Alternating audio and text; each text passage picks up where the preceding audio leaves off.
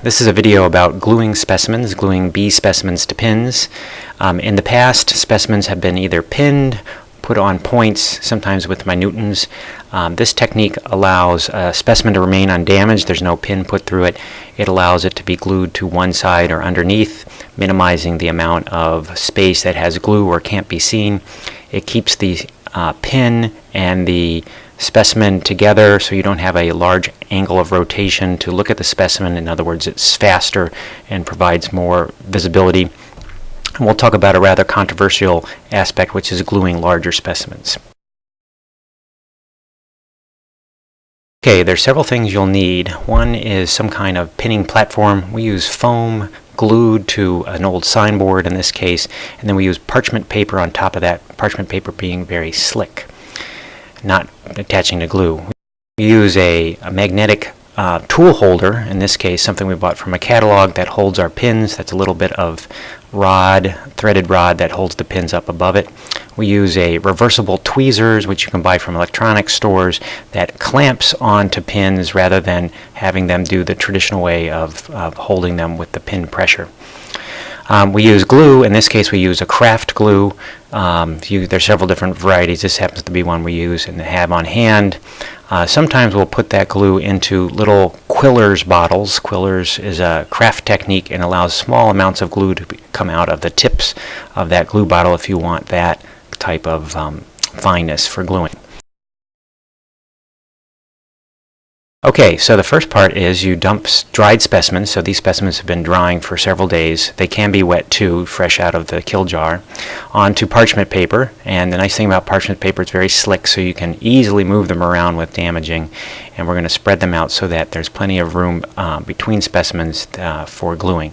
And note we have both large and small specimens. In our lab we glue large specimens as well as small, and have had good success doing that, but most museums, or many museums I should say, would probably frown on larger specimens being glued in that way. Then I take a glue bottle and I just run a line of glue down the edge of my thumb, and that's going to provide both quickness because it's right near where I'm going to be pinning, and it also provides a nice sharp line of glue that gives me easy access to where I want the glue on the pin. So I just touch the pin to the glue line, and then I'm just going to lay the pin with the glue side down onto specimens.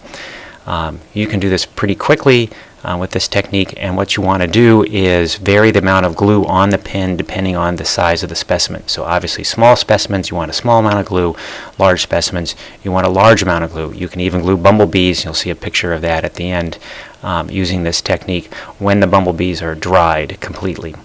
One thing that you want to avoid is having the glue attach only to a leg or only to a wing. That's going to be too light an attachment, and ultimately they're going to fall off when they're in the box. And we'll show you how to look for that by flicking your specimens and seeing if they come off at the end.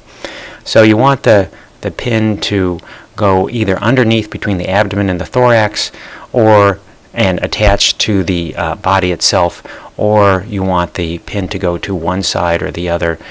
Traditionally I think it would be the right side. I could have that wrong.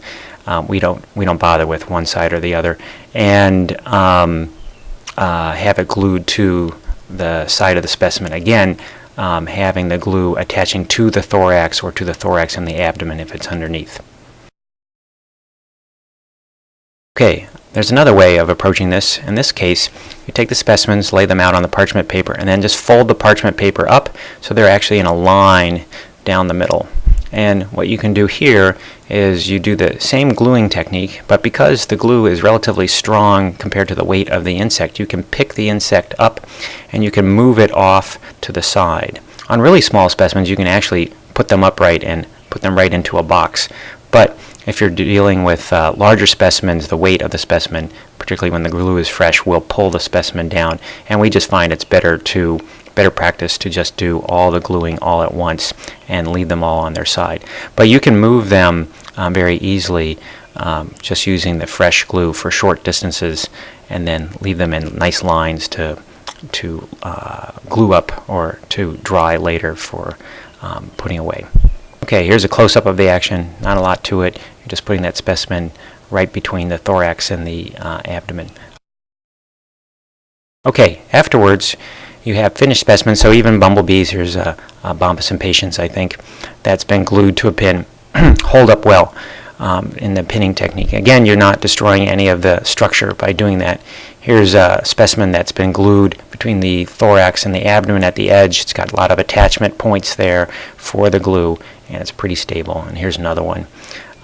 This is going to give you a better look than a large pin through a small insect. And a point also has a larger area of attachment than the pin. So when you're putting them away, particularly you want to be working on foam, you just press the tip of the pin down into the foam and it pops up the edge so that you can grab it pretty handily. And then you can move the specimen either within the tray that you've been gluing, or you can put them into a new tray. After everything's been gluing for a day or so, you can actually test your technique or your technician's technique by just going down the row of specimens and flicking the top of them, which is deadly. Actually, you could flick some heads off rather than the glue, because the glue should be stronger than the specimen itself.